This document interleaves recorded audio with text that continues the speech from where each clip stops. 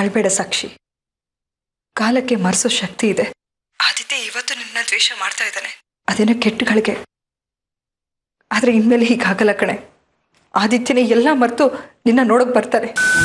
ನನಗೇನೋ ಅವ್ನು ಮತ್ತೆ ಮಾತಾಡಿಸ್ತಾನೆ ಅನ್ನೋ ನಂಬಿಕೆನೇ ಇಲ್ಲ. ಬಟ್ ಆ ನಂಬಿಕೆ ನನಗಿದೆ ಸಾಕ್ಷಿ. ನೋಡು, ನೀನೇನು ಯೋಚನೆ ಮಾಡಬೇಡ. ನಿನಗೇನೇ ತೊಂದರೆ ಆದರೂ ನಾನು ನಿನ್ನಪ್ಪ ಯಾವಾಗಲೂ ನಿನ್ನ ಜೊತೆಲಿ ಇರ್ತೀನಿ. ತುಂಬ ಥ್ಯಾಂಕ್ಸ್ ಅಮ್ಮ. ನೀವಾದರೂ ನನ್ನನ್ನು ಅರ್ಥ ಮಾಡ್ಕೊಂಡ್ರಲ್ಲ, ನನಗಷ್ಟೇ ಸಾಕು.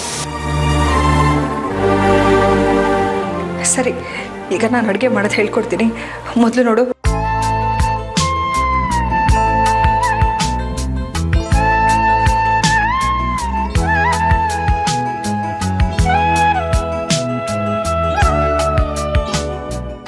ಸಾಕ್ಷಿ, ನಿನಗೆ ಮತ್ತೆ ಏನಾದರೂ ಕೇಳಬೇಕು ಅಂತ ಅನಿಸಿದ್ರೆ ಕಾಲ್ ಮಾಡು.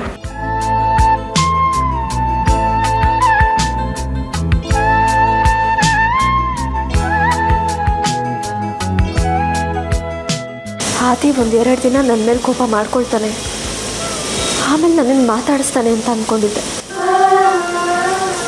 ಆದರೆ ಅವನು ನನ್ನ ಮೇಲಿನ ಕೋಪ ಹೋಗೋದೇ ಇಲ್ಲ ಅಂತ ಅನಿಸುತ್ತೆ. ದೇವ್ರೆ, ಆದಿ ಮನಸ್ಸನ್ನ ಚೇಂಜ್ ಮಾಡೋ ಹಾಗೆ ಮಾಡಪ್ಪ. ಸಾಕು. ಸಾಕ್ಷಿ, ನೀನು ಊಟ ಹಾಕೋ. ಮೊದಲು ನೀವು ಊಟ ಮಾಡಿ, ಆಮೇಲೆ ನಾನು ಮಾಡ್ತೀನಿ. ಅಲ್ಲ, ಇಬ್ರು ಜೊತೆಲೇ ಊಟ ಮಾಡ್ಬೋದಿತ್ತು. ಇಲ್ಲ ಇಲ್ಲ, ಮೊದಲು ನೀವು ಊಟ ಮಾಡಿ, ಹೇಗಿದೆ ಅಂತ ಹೇಳಿ. ಫಸ್ಟ್ ಟೈಮ್ ಸಾಂಬಾರು ಟ್ರೈ ಮಾಡಿದ್ದೀನಿ. ಸರಿ, ಆಯ್ತು.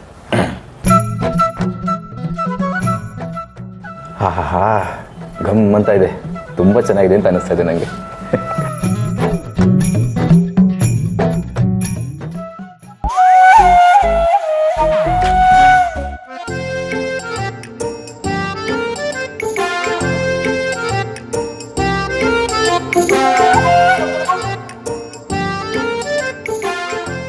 ರಂಜಿತ್, ಹೇಗಿದೆ ಸಾಂಬಾರ್? ಸೂಪರ್. ನನ್ನ ಲೈಫಲ್ಲಿ ಫಸ್ಟ್ ಟೈಮ್ ಇಷ್ಟು ಒಳ್ಳೆ ಸಾರು ಊಟ ಮಾಡ್ತಿರ್ತೀನಿ. ಅಬ್ಬಾ, ಸದ್ಯ ನೀವೇನ್ ಅನ್ಬಿಡ್ತಿರೋ ಅಂತ ಹೆದರ್ಕೊಂಡ್ಬಿಟ್ಟಿದ್ದೆ. ಚೆನ್ನಾಗಾಗಿದೆ ಅಲ್ವಾ? ತುಂಬಾ ಚೆನ್ನಾಗಿದೆ ಸಾಕ್ಷಿ, ಬೊಂಬಾಟಾಗಿದೆ.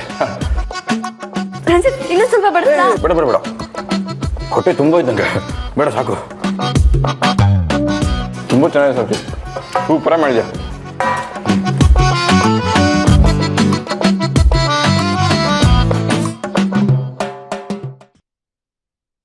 ಸದ್ಯ ರಂಜಿತ್ಗೆ ಸಾಂಬಾರ್ ಇಷ್ಟ ಆಯ್ತು.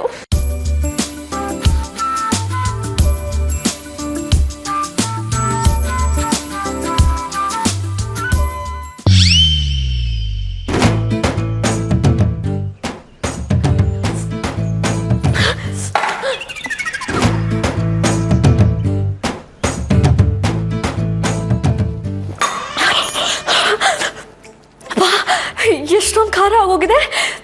ರಂಜಿತ್ ಇಷ್ಟು ಖಾರ ಹೇಗೆ ತಿಂದ್ರು?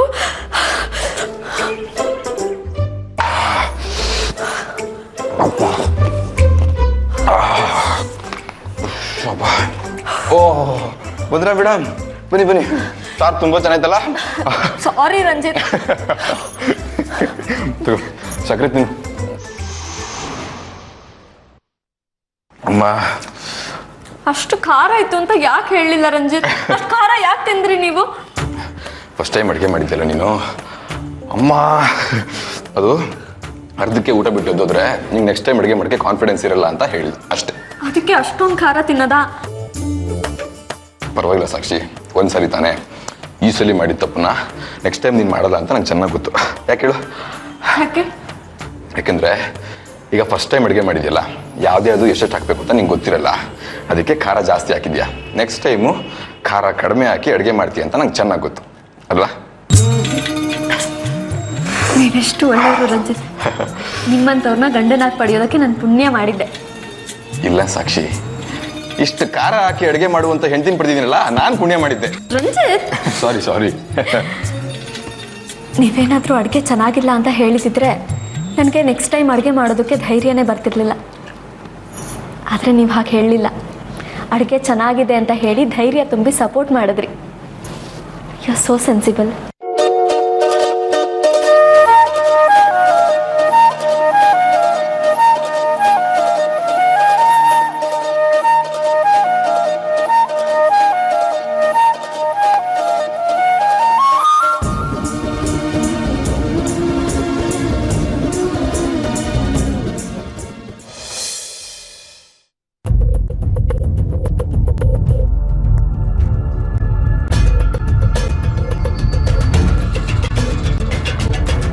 ಏನೇ ನಿರೋಷ ಎಲ್ಲಿಗೆ ಹೊಟ್ಟೆ? ನೀನು ನಂಬ್ಕೊಂಡು ಕೂತ್ಕೊಂಡ್ರೆ ಅಷ್ಟೇ ನನ್ನ ಕತೆ. ಹೇಳಿದ ಟೈಮಿಗೆ ಬರಲ್ಲ, ಅದಕ್ಕೆ ನಾನೊಬ್ಳೆ ಶಾಪಿಂಗ್ ಹೊರಟಿದ್ದೀನಿ. ಅಲ್ಲೋ, ಈ ಆದಿ ಮಹಾರಾಜ್ನ ಏನ್ ಅನ್ಕೊಂಡಿದ್ಯಾ? ಇನ್ಮೇಲೆ ಯಾರೇ ನಾನು ಮೀಟ್ ಮಾಡ್ಬೇಕಂದ್ರು ಅಪಾಯಿಂಟ್ಮೆಂಟ್ ತಗೊಂಡ್ ಮೀಟ್ ಮಾಡ್ಬೇಕು, ಗೊತ್ತಾ? ಈ ಜಂಬದ್ ಮಾತಿಗೆ ಏನ್ ಕಡಿಮೆ ಇಲ್ಲ ನೀನು. ನೋಡು, ನೀನ್ ನನ್ಗೆ ಇನ್ಸಲ್ಟ್ ಮಾಡ್ತಿದ್ಯಾ? ಆಮೇಲೆ ನೀನ್ ನನ್ ಮೀಟ್ ಮಾಡ್ಬೇಕಂದ್ರೆ ಮಿನಿಮಮ್ 1 ವರ್ಷ ವೇಟ್ ಮಾಡ್ಬೇಕಾಗತ್ತೆ. ಓ ಹೌದಾ? ನೀನೇನು ದೇಶದ PM? ಪಾಪ ಟೈಮೇ ಸಿಗಲ್ಲ ಅಲ್ವಾ ನಿನ್ಗೆ? ಮಾಡಕ್ 3 ಕಾಸು ಕೆಲ್ಸ ಇಲ್ಲ, ಪೋಲಿ ಅಲ್ಕೊಂಡ್ ನಿಂತಿರ್ತೀಯ. ನಿನ್ನನ್ ಮೀಟ್ ಮಾಡೋಕೆ 1 ವರ್ಷ ಕಾಯ್ಬೇಕಾ? ಹೋಗೋಲ್ಲ. ಏ, ನಾನ್ ನಿಂಗೆ ಗುಡ್ ನ್ಯೂಸ್ ಹೇಳೋಣ ಅಂತ ಬಂದ್ರೆ ಕೋಪ ಮಾಡ್ಕೊಂಡು ಹೋಗ್ತಿದ್ದಲ್ಲ. ಏನಂತ ಗುಡ್ ನ್ಯೂಸು? ನಿನ್ ಗಂಡ ಒಂದ್ ಕಂಪನಿ ಶುರು ಮಾಡ್ತಾ ಅನ್ಕಣೆ. ನನ್ಗಿನ್ನೂ ಮದ್ವೆನೇ ಆಗಿಲ್ವಲ್ಲೋ? ಏ ಲೂಸು, ನಿನ್ ಗಂಡ ಅಂದ್ರೆ ನಾನೇ ಕಣೆ. ನಾನು ಒಂದು ಫೈನಾನ್ಸ್ ಕಂಪನಿ ಶುರು ಮಾಡ್ತಾ ಇದ್ದೀನಿ. ನಾಳೆ ಅದ್ರದ್ದು ಓಪನಿಂಗ್ ಸೆರೆಮನಿ, ಅದಕ್ಕೆ ಇನ್ವೈಟ್ ಮಾಡೋಣ ಅಂತ ಬಂದ್ರೆ ಸಿಡಿಕ್ತಲೆ ಸಿಡಿಕ್ ಮುಂದೆ ಸಿದ್ದಿ. ಸಾರಿ ಕಣೋ, ನೀನ್ ಯಾವಾಗ್ಲೂ ಏನಾದ್ರೂ ಒಂದು ತರಲೆ ಮಾಡ್ತಾನೆ ಇರ್ತಿಲ್ವಾ? ಇವತ್ತು ಹಾಗೆ ಮಾಡ್ತಿದ್ಯಾ ಅಂತ ಅನ್ಕೊಂಡೆ. ಅಂತೂ ನೀನ್ ಸೆಟ್ಲ್ ಆದ್ಯಲ್ಲ, ಇನ್ ಮದ್ವೆ ಕಾಯೋ ಅಗತ್ಯನೇ ಇಲ್ಲ. ಮದ್ವೆನಾ? ಅದು ಮಾತ್ರ ಸಾಧ್ಯ ಅಲ್ಲಪ್ಪ. ಯಾಕೋ ದನ? ಸ್ವಲ್ಪ ದಿನ ಹೋಗ್ಲಿ ಕಣೆ, ನನ್ ಬಿಸ್ನೆಸ್ ಒಂದ್ ರೇಂಜಿಗೆ ಸೆಟ್ಲ್ ಆಗ್ಲಿ, ಆಮೇಲೆ ಮದ್ವೆ ಆಗೋಣ, ಓಕೆನಾ? ಓಕೆ. ನಾಳೆ ಇನಾಗ್ರೇಷನ್ಗೆ ಸಾಕ್ಷಿ ರಂಜಿತ್ನು ಇನ್ವೈಟ್ ಮಾಡಿದ್ಯಾ? ಅವ್ರನ್ನ ಯಾಕೆ ಕರೀಲಿ ನಾನು? ಅವ್ರು ನನ್ನ ಪಾಲಿಗೆ ಯಾವತ್ತೋ ಸೋತೋದ್ರು ಅಂತ ನಿಂಗೆ ಅವತ್ತೇ ಹೇಳಿಲ್ವಾ? ಮತ್ತೆ ಮತ್ತೆ ಅದನ್ನೇ ಯಾಕೆ ಕೇಳ್ತೀಯಾ? ಇವತ್ತಲ್ಲ, ಇನ್ಮೇಲೆ ನಮ್ಮಲ್ಲಿ ಯಾವ್ದೇ ಫಂಕ್ಷನ್ ನಡೆದ್ರು ಅಷ್ಟೇ, ಅವ್ರನ್ನ ಮಾತ್ರ ಕರೆಯಲ್ಲ. ಸರಿ ಇರು, ಶೇಡ್ಸ್ ಮಾಡ್ತಿದ್ದೀನಿ, 1 ನಿಮಿಷ ಬಂದೆ.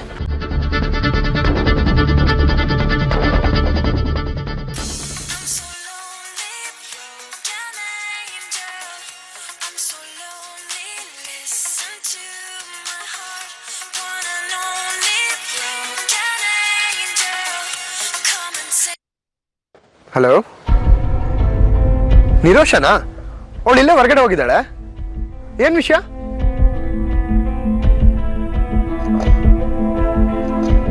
ಹೌದಾ? ಸರಿ, ಅವ್ರು ಬಂದ ತಕ್ಷಣ ನೀವು ಫೋನ್ ಮಾಡಿದ್ರಿ ಅಂತ ಹೇಳ್ತೀನಿ.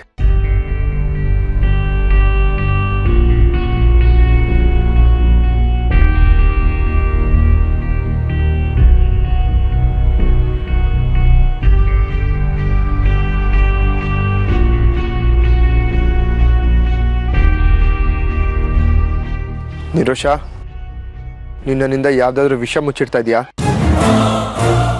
ಹೇಳು ನಿರೋಷ, ಯಾವ್ದಾದ್ರು ವಿಷಯ ಮುಚ್ಚಿಟ್ಟಿದ್ಯಾ? ಇಲ್ವಲ್ಲ, ಯಾವ ವಿಷಯನೂ ಮುಚ್ಚಿಟ್ಟಿಲ್ವೋ? ಯಾಕೆ?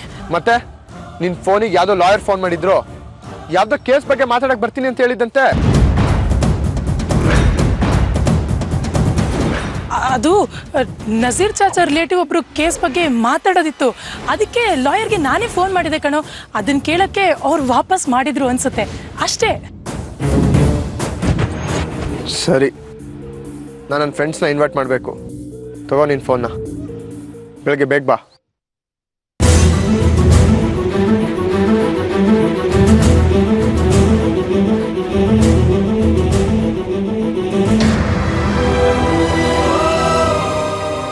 ಹಲೋ ಸರ್, ನಾನು ನಿರೋಷ ಮಾತಾಡ್ತಾ ಇರೋದು ಸರ್. ಹಾಂ, ನಮ್ಮ ತಂದೆ ಬೇಲ್ ವಿಷಯ ಹೇಳಿದ್ನಲ್ಲ, ಏನಾಯಿತು? ಹೌದಾ? ಸರಿ ಸರ್, ನಾನು ನಾಳೆ ಬಂದು ನಿಮ್ಮನ್ನು ಮೀಟ್ ಮಾಡ್ತೀನಿ. Okay sir, thank you.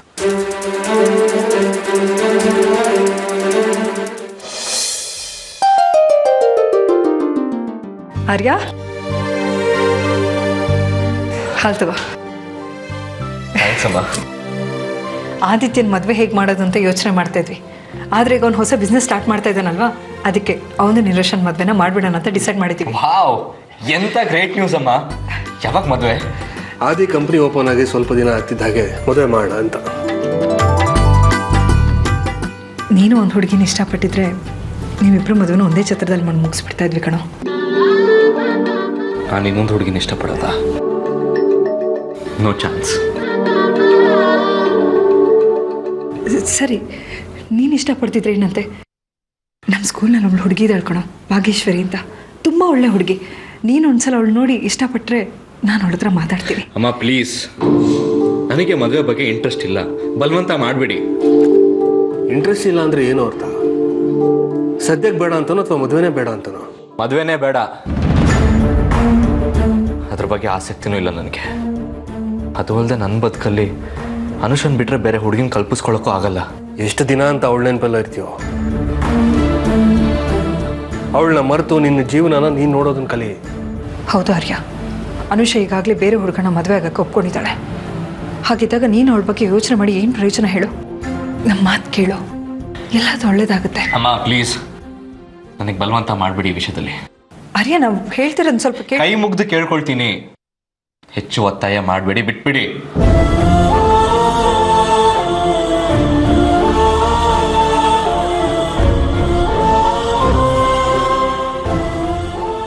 ಸಮಯ ನೋಡಿಕೊಂಡು ನಾವು ಈ ವಿಷಯ ಪ್ರಸ್ತಾಪ ಮಾಡಬೇಕಾಗಿತ್ತು. ಆರ್ಯ ಅನುಷನ ಮರ್ತಿದ್ದಾನೆ ಅಂತ ಅನ್ಕೊಂಡಿದ್ವಿ, ಆದರೆ ಅವನು ಇನ್ನೂ ಮರ್ತಿಲ್ಲ. ಸ್ವಲ್ಪ ದಿವಸ ಅವನ ಪಾಡಿಗೆ ಅವನ್ನೇ ಬಿಟ್ಬಿಡೋಣ, ಆಮೇಲೆ ಎಲ್ಲ ಸರಿ ಹೋಗುತ್ತೆ.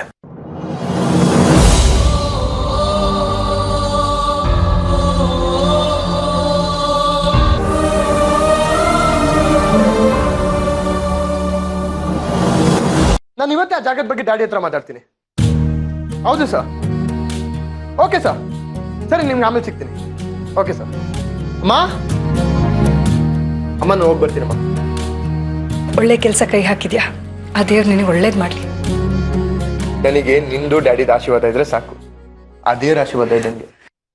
ನಮ್ಮಿಬ್ಬರು ಆಶೀರ್ವಾದ ನಿನ್ನ ಮೇಲೆ ಯಾವಾಗಲೂ ಇರುತ್ತೆ ಆದಿತ್ಯ. ನಿಮ್ಮ ಡ್ಯಾಡ್ ನಿನ್ನ ನಂಬಿ ಇಷ್ಟು ದೊಡ್ಡ ಅಮೌಂಟ್ನ ಇನ್ವೆಸ್ಟ್ ಮಾಡಿದ್ದಾರೆ. ಅವ್ರ ನಂಬಿಕೆನ ಉಳಿಸ್ಕೊ ಸಾಕು. ಖಂಡಿತವಾಗ್ಲೂ ಉಳಿಸ್ಕೊಂತೀನಮ್ಮ. ನಂಬಿಕೆ ಉಳಿಸ್ಕೊಳ್ಳೋದು ಮಾತ್ರ ಅಲ್ಲ ಆದಿತ್ಯ, ಮೊದಲು ನೀನು ಕೋಪ ಮಾಡ್ಕೊಳ್ಳೋದನ್ನ ಬಿಡಬೇಕು. ನೀನೀಗ ಕೈ ಹಾಕಿರೋದು ಫೈನಾನ್ಸ್ ವ್ಯವಹಾರಕ್ಕೆ. ಯಾವುದೇ ವ್ಯವಹಾರ ಆಗಿರ್ಬೋದು, ಮನುಷ್ಯನಿಗೆ ಮೊದಲು ತಾಳ್ಮೆ ಮುಖ್ಯ.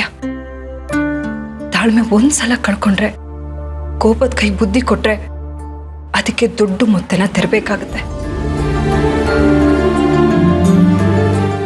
ಇನ್ಯಾರ ಮೇಲೂ ದ್ವೇಷ ಕೋಪನ ಇಟ್ಕೊಳ್ಬೇಡ ಕಣೋ. ಇನ್ ಮುಂದೆ ನೀನು ಬರೀ ನಿನ್ ಗುರಿ ಬಗ್ಗೆ, ಜೀವನದ ಬಗ್ಗೆ ಯೋಚನೆ ಮಾಡಬೇಕು. ಬೇರೆ ಯಾವ ವಿಷಯದ ಬಗ್ಗೆ ಯೋಚನೆ ಮಾಡಬೇಡ. ನಾವೆಲ್ಲರೂ ಯಾವಾಗಲೂ ನಿನ್ನ ಜೊತೆಲೇ ಇರ್ತೀವಿ. ಆಯ್ತಮ್ಮ, ನೀನು ಹೇಳ್ದಾಗೆ ಕೋಪ ಮಾಡ್ಕೊಳ್ದೇ ಇರೋದಕ್ಕೆ ಪ್ರಯತ್ನ ಪಡ್ತೀನಿ. ಪ್ರಯತ್ನ ಮಾಡ್ತೀನಿ ಅಂತ ಹೇಳಬೇಡ, ಅದನ್ನ ಬಿಟ್ಬಿಡ್ತೀನಿ ಅಂತ ಹೇಳು. ಇವತ್ತಿಂದ ನೀನು ಯಾರ ಮೇಲೂ ಕೋಪ ಮಾಡ್ಕೊಳ್ಬಾರ್ದು. ಒಂದ್ ವೇಳೆ ನಿನಗೆ ಕೋಪ ಬಂದ್ರೆ ದೇವ್ರನ್ನ ನೆನ್ಸ್ಕೊ, ಯಾವ್ದಾದ್ರು ಶ್ಲೋಕ ಹೇಳು, ಆಗ ತಾನಾಗೆ ತಾನು ಕೋಪ ಕಡಿಮೆ ಆಗುತ್ತೆ. ಸರಿ ಅಮ್ಮ, ಹೋಗಿ ಬರ್ತೀನಿ. ಆಯ್ತು, ಆ ದೇವ್ರು ನಿನಗೆ ಒಳ್ಳೇದು ಮಾಡಲಿ. ಹೋಗ್ಬಾ.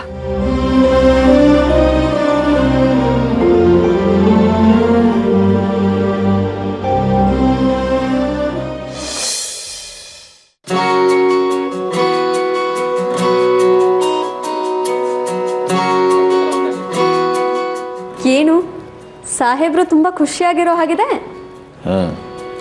ಇಷ್ಟು ದಿವಸ ಏನು ಬಿಸ್ನೆಸ್ ಮಾಡಬೇಕು ಅಂತ ಯೋಚನೆ ಮಾಡ್ತಿದ್ನಲ್ಲ, ಈಗ ಒಂದು ಬಿಸ್ನೆಸ್ ತಲೆಗೆ ಬಂದಿದೆ. ಹೌದಾ? ಅಂದ್ರೆ ಯಾವ ಬಿಸ್ನೆಸ್ ಮಾಡಬೇಕು ಅಂತ ನೀವು ಡಿಸೈಡ್ ಮಾಡಿದ್ದೀರಾ?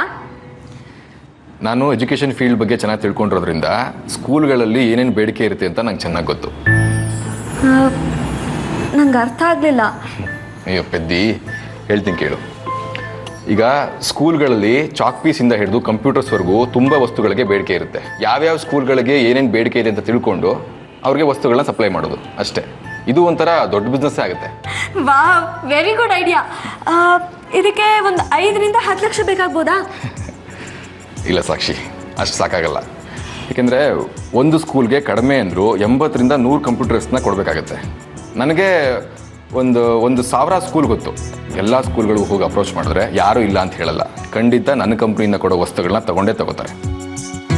ಅಷ್ಟು ಸ್ಕೂಲ್ಗಳಿಗೆ ಕಂಪ್ಯೂಟರ್ಸ್ ಮತ್ತು ಬೇರೆ ವಸ್ತುಗಳನ್ನ ಸಪ್ಲೈ ಮಾಡಬೇಕು ಅಂತಂದರೆ ನಾನು ಒಂದು ಕಂಪ್ಯೂಟರ್ ಕಂಪ್ನಿ ಜೊತೆ ಡೀಲರ್ಶಿಪ್ ಒಪ್ಪಂದ ಮಾಡ್ಕೋಬೇಕು.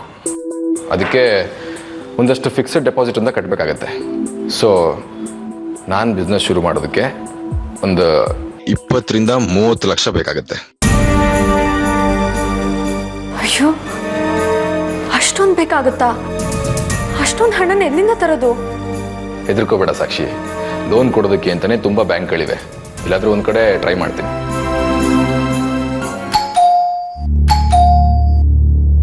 ಯಾರೋ ಬಂದರು ಅಂತ ಕಾಣುತ್ತೆ, ನೋಡಿ ಯಾರಂತ.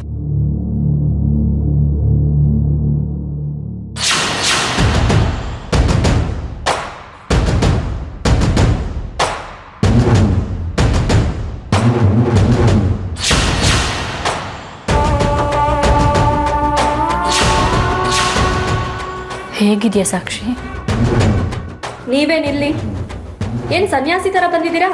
ಇನ್ಮೇಲೆ ಹೀಗೆ ಅಂದ್ರೆ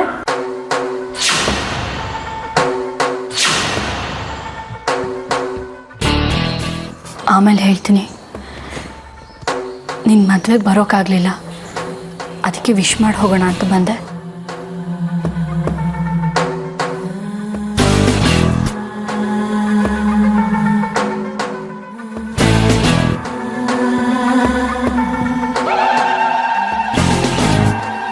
ಯಾರು ಸಾಕ್ಷಿ ಅದು?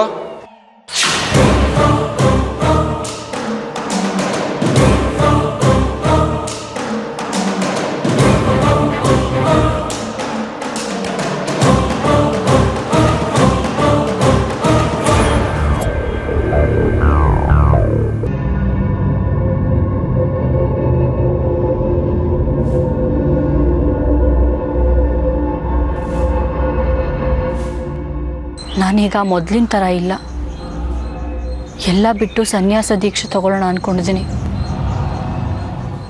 ನೀವು ನನ್ನ ಮೇಲೆ ಕೋಪ ಮಾಡ್ಕೊಂಡಿದ್ದಕ್ಕೂ ನಂಗೆ ಬೇಜಾರಿಲ್ಲ. ನಾನೀಗ ಬದಲಾಗಿದ್ದೀನಿ. ನಾನು ಮೊದಲಿನ ಅರ್ಪಿತಾ ಅಲ್ಲ. ಹೌದೌದು, ಹಿಂದೆ ನನ್ನ ತಂದೆ ಜೊತೆ ಸೇರಿಕೊಂಡು ಮಾಡಬಾರ್ದು ಕೆಲಸಗಳನ್ನ ಮಾಡಿದ್ರಿ. ಈಗ ಇಲ್ಲಿ ಬಂದು ಗೂಸುಂಬಿ ಥರ ಬಣ್ಣ ಬದಲಾಯಿಸ್ಕೊಂಡು ಸರ್ವಸಂಗ ಪರಿತ್ಯಾಗಿ ಥರ ಮಾತಾಡ್ತಾ ಇದ್ದೀರಾ? ನಿಮ್ಮ ಮಾತುಗಳನ್ನ ನಂಬೋದಕ್ಕೆ ಇಲ್ಲಿ ಯಾರೂ ಕುರಿಗಳಿಲ್ಲ. ನಿಮ್ಮ ಮಾತಿಂದ ನನಗೇನೂ ಬೇಜಾರಾಗಲ್ಲ. ಒಂದು ಟೈಮಲ್ಲಿ ನಿಮ್ಮ ತಂದೆ ಜೊತೆ ಸೇರಿ ನಾನು ತುಂಬ ಕೆಟ್ಟ ಕೆಲಸ ಮಾಡಿದ್ದೀನಿ, ಮೋಸ ಮಾಡಿದ್ದೀನಿ. ಆದರೆ ನಿಮ್ಮ ತಂದೆಯಿಂದನೇ ನನಗೆ ಮೋಸ ಆಯಿತು. ಅದಕ್ಕೆ ಜೀವನನೇ ಬೇಡ ಅಂತ ಅನಿಸಿ ಆತ್ಮಹತ್ಯೆ ಮಾಡ್ಕೋಬೇಕು ಅಂದ್ಕೊಂಡೆ. ಆದರೆ ಅದು ತಪ್ಪು ಅನ್ನಿಸ್ತು. ಅದಕ್ಕೆ ಇವಾಗ ಎಲ್ಲ ಬಿಟ್ಟು ಸನ್ಯಾಸಿ ಆಗೋಣ ಅಂತ ಹೊರಟಿದ್ದೀನಿ.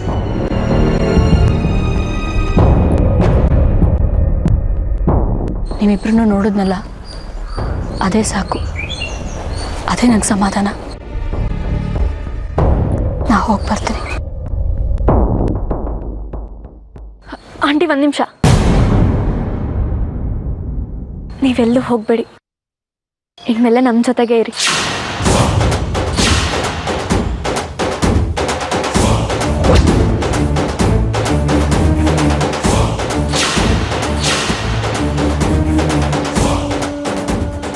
ಏ ಸಾಕ್ಷಿ, ಏನು ಹೇಳ್ತಾ ಇದ್ದೆ ನೀನು?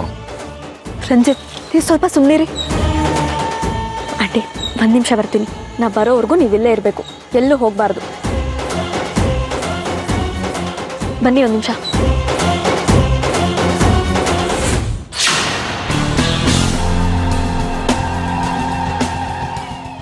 ಸಾಕ್ಷಿ, ಏನು ಮಾಡ್ತಿದ್ದೆ ನೀನು? ನೀವು ಬನ್ನಿ, ನಾನು ಹೇಳ್ತೀನಿ. ರಂಜಿತ್, ಅರ್ಪಿತಾ ಆಂಟಿ ಈಗ ಮೊದಲಿನ ಥರ ಇಲ್ಲ, ಪೂರ್ತಿ ಬದಲಾಗಿದ್ದಾರೆ ಅನಿಸ್ತಾ ಇದೆ. ಅವ್ರನ್ನ ನಮ್ಮ ಜೊತೆನೇ ನಮ್ಮ ಮನೇಲೆ ಇಟ್ಕೊಳ್ಳೋಣ. ಬೇಡ ಸಾಕ್ಷಿ, ನನ್ನ ಮಾತು ಕೇಳು. ಆ ಕೆಟ್ಟ ಹೆಂಗ್ಸು ಈ ಮನೇಲಿದ್ರೆ ನಿಮ್ಮ ಅಪ್ಪ ಅಮ್ಮನ ಮಧ್ಯೆ ಯಾವ ಥರ ಬಿರುಕು ಅಂತ ನಮಗೂ ಅದೇ ಗತಿ ಆಗುತ್ತೆ. ಹಾಗೆಲ್ಲ ಏನೂ ಆಗಲ್ಲ ರಂಜಿತ್. ಅವರು ಜೀವನದಲ್ಲಿ ತುಂಬ ನೊಂದಿದ್ದಾರೆ. ಅದು ಅಲ್ಲದೆ ಅವರು ನಮ್ಮ ಜೊತೆ ಇಟ್ಕೊಂಡ್ರೆ ನನಗೂ ಸ್ವಲ್ಪ ಹೆಲ್ಪ್ ಆಗುತ್ತಲ್ವಾ? ಹೆಲ್ಪ? ಆ ಹೆಂಗ್ಸು ಈ ಮನೇಲಿದ್ರೆ ಬರೀ ಪ್ರಾಬ್ಲಮ್ಸ್ ಅಷ್ಟೇ, ಯಾವ ಹೆಲ್ಪ್ ಆಗಲ್ಲ. ಹಾಗೆಲ್ಲ ಏನೂ ಆಗಲ್ಲ ಅಂತ ಹೇಳಿದ್ನಲ್ಲ. ನೋಡಿ, ಈಗ ಅವ್ರು ನಮ್ಮ ಜೊತೆ ಇರೋದಕ್ಕೆ ನೀವು ಒಪ್ಕೊಳ್ತಿರೋ ಇಲ್ವೋ? ಪ್ಲೀಸ್ ರಂಜಿತ್. ಸರಿ ಆಯಿತು, ನಾನು ಹೇಳೋದು ಹೇಳಿದ್ದೀನಿ, ಇನ್ಮೇಲೆ ನಿನ್ನ ಇಷ್ಟ. ಆದರೆ ನಾಳೆ ಏನಾದರೂ ಪ್ರಾಬ್ಲಮ್ ಆದರೆ ನನ್ನ ಮಾತ್ರ ಬ್ಲೇಮ್ ಮಾಡಬೇಡ ನೀನು. Thank you so much.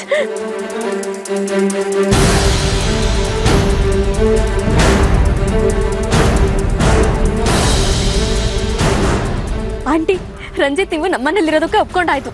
ಇನ್ಮೇಲೆ ನೀವೆಲ್ಲ ಹೋಗೋದು ಬೇಡ, ನಮ್ಮ ಜೊತೆನೇ ಇರಬಹುದು. ಬೇಡ ಸಾಕ್ಷಿ, ನಿಮ್ಮ ಗಂಡ ಹೆಂಡತಿ ಮಧ್ಯ ನಾನಿರೋದು ಸರಿ ಇರಲ್ಲ. ಅದು ಅಲ್ಲದೆ ನಾ ಇಲ್ಲಿರೋದು ರಂಜಿತ್ಗೆ ಇಷ್ಟ ಆಗಲ್ಲ. ನನಗಿಷ್ಟ ಇಲ್ಲದೆ ಹೋದರೂ ಸಾಕ್ಷಿಗೋಸ್ಕರ ನೀವು ಇಲ್ಲೇ ಇರಬಹುದು. ಆದರೆ ಒಂದು ಮಾತು, ನೀವು ಇಲ್ಲೇನಾದರೂ ನಿಮ್ಮ ಹಳೆ ಆ್ಯಕ್ಟಿವಿಟೀಸ್ನ ಮತ್ತೆ ಶುರು ಮಾಡಿದ್ರೆ ನಾನು ತುಂಬ ಕೆಟ್ಟವನಾಗಬೇಕಾಗತ್ತೆ. ಇನ್ನೇನು ರಂಜಿತ ಹೇಳಾಯ್ತಲ್ಲ, ನೀವೆಲ್ಲೂ ಹೋಗಬೇಡಿ, ನಮ್ಮ ಜೊತೆನೇ ಇದ್ಬೇಡಿ. ಆಂಟಿ ನೀವೇನು ಮಾತಾಡಬೇಡಿ, ಒಳಗೆ ಬನ್ನಿ, ನಾನು ನಿಮಗೆ ಕಾಫಿ ಮಾಡ್ಕೊಂಡು ಬರ್ತೀನಿ.